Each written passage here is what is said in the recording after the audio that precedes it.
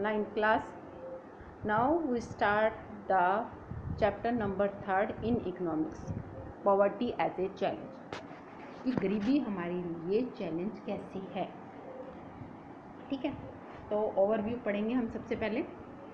This chapter deal with one of the most difficult challenge faced by independent India. ये chapter जो है उस difficult challenge के बारे में जो है बताएगा, जो जब भारत आज़ाद हुआ था उस टाइम सबसे बड़ा चैलेंज जो उसको फेस करना पड़ा, गरीबी, poverty. After discussing this multi dimensional problem, काफ़ी डिस्कसिंग के बाद जो मल्टी डायमेंशनल पॉवर्टी थी, प्रॉब्लम थी, through example the chapter discuss the way poverty is seen in social science. इस चैप्टर में हम पहले प्रॉब्लम को डिस्कस करेंगे, मल्टी डायमेंशनल प्रॉब्लम को, उसके बाद सोशल साइंस के अकॉर्डिंग. फिर poverty trends in India and the world are illustrated through the concept of poverty line. Poverty line के थ्रू हम वर्ल्ड और भारत में किस तरीके से डिसाइड किया जाता है कि कौन गरीब है कौन नहीं, इसके बारे में डिस्कस करेंगे. फिर हम करेंगे causes of poverty as well as anti poverty measure taken by the government. गरीबी के क्या कारण हैं और गरीबी को दूर करने के लिए सरकार ने क्या क्या कुछ किया. द ऑफ चैप्टर एंड जो होगा वो broadening the official concept of poverty into human poverty, इसके बारे में. ओके, तो ये सारे कंसेप्ट क्लियर करेंगे इस चैप्टर में कि गरीबी हमारे लिए कैसे चैलेंज बने. तो सबसे पहले हम इंट्रोडक्शन करते हैं.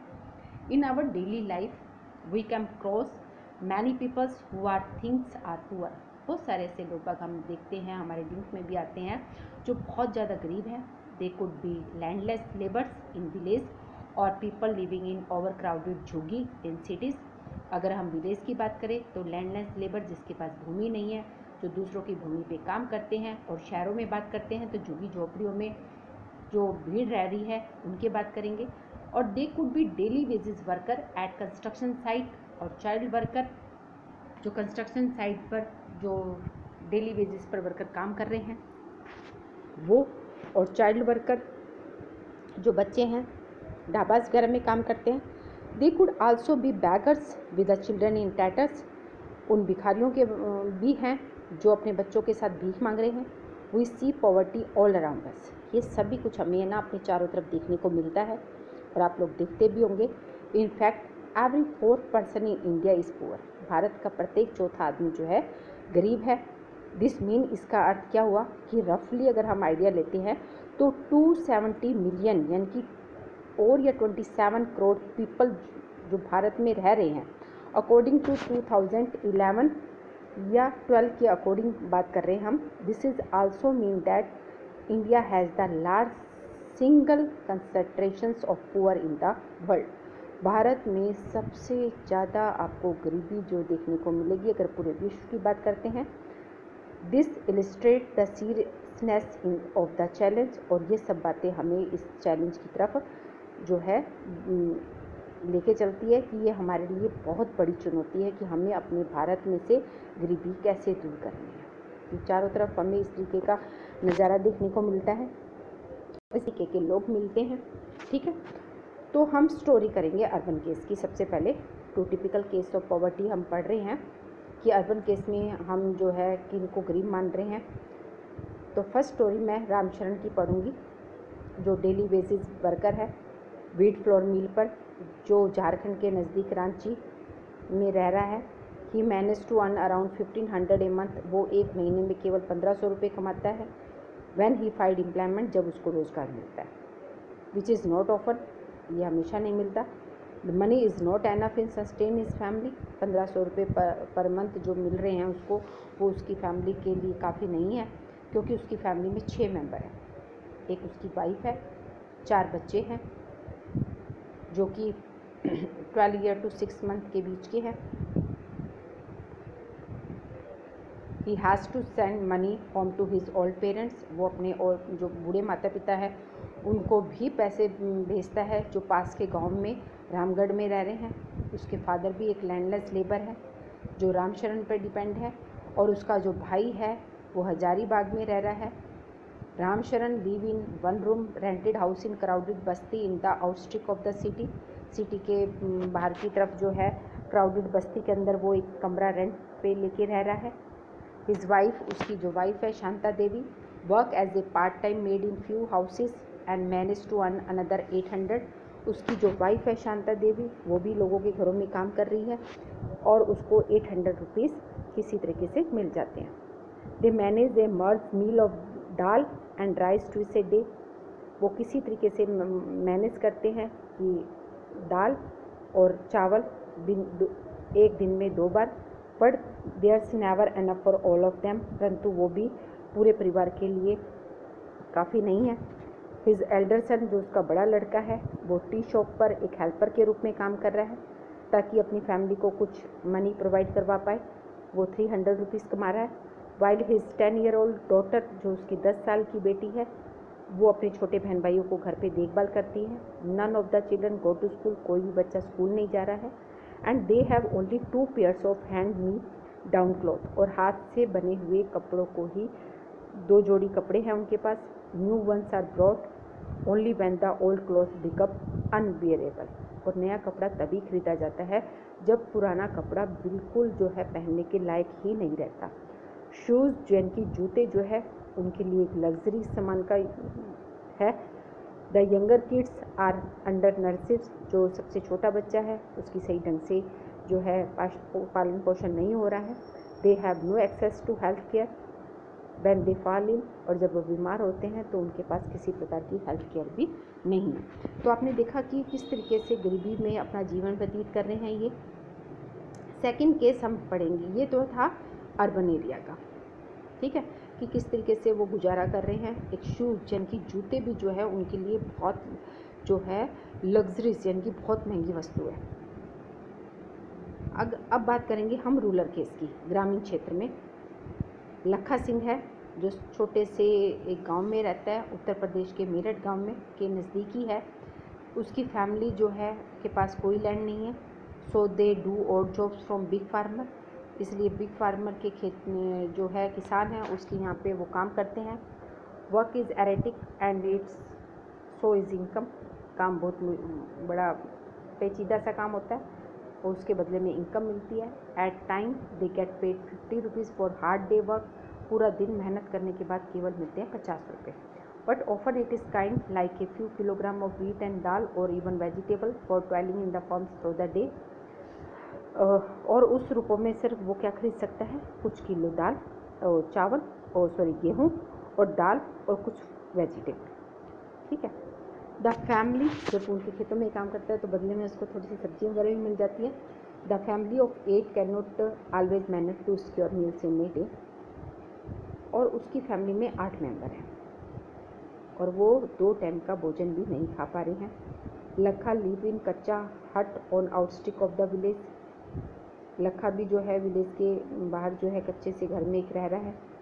वुमेन्स ऑफ द फैमिली, जो उसकी फैमिली में जो औरतें हैं, spend daily chopping powder and collecting firewood in the field, घर के काम करती है छोटे जो भी है काम, और साथ में फील्ड में खेतों में से जो है लकड़ी चुन के लाती है।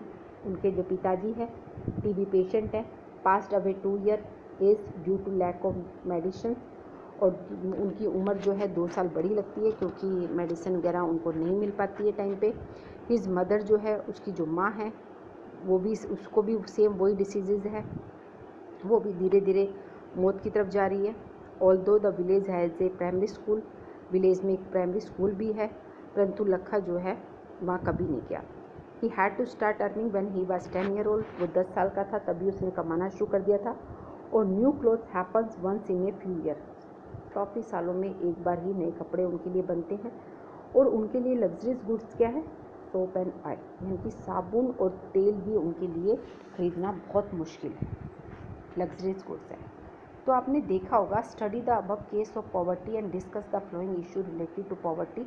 आपने देखा होगा landless, unemployment, size of the families, literacy, poor health, child labour and helpless. ये गरीबी के कुछ पॉइंट आ जाते हैं कि गरीब हम किनको गरीब कहेंगे, ठीक है। तो ये सब चीज़ें पॉइंट आ जाती हैं।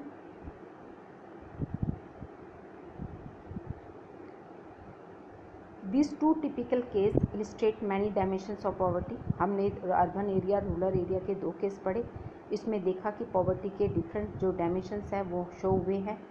दे शो दैट, वो क्या दिखा रहे हैं, पॉवर्टी मीन गरीबी का मतलब क्या है, हंगर, भूखा, लैक ऑफ शेल्टर, छत की कमी। It is also a situation, और ये वो सिचुएशन है in which parents are not able to send their children to school, और ये वो सिचुएशन है जहाँ माता पिता अपने बच्चों को स्कूल भी नहीं भेज पा रहे हैं। और ये वो सिचुएशन है where sick people can not afford treatment, जहाँ बीमार व्यक्ति ट्रीटमेंट भी नहीं कर पा रहा है। पॉवर्टी उसको कह रहे हैं। पॉवर्टी का और मीनिंग क्या है, lack of clean water, sanitation facilities, पानी की भी कमी है, साफ पानी नहीं मिलता उनको, सैनिटेशन फैसिलिटीज़ नहीं है। इट आल्सो मीन, और इसका और भी मतलब क्या है, लैक ऑफ रेगुलर जॉब नहीं हो, ठीक है। अबव ऑल इट्स मीन, इन सब बातों को देखते हुए हम क्या कह सकते हैं, living with a sense of हेल्पनेस,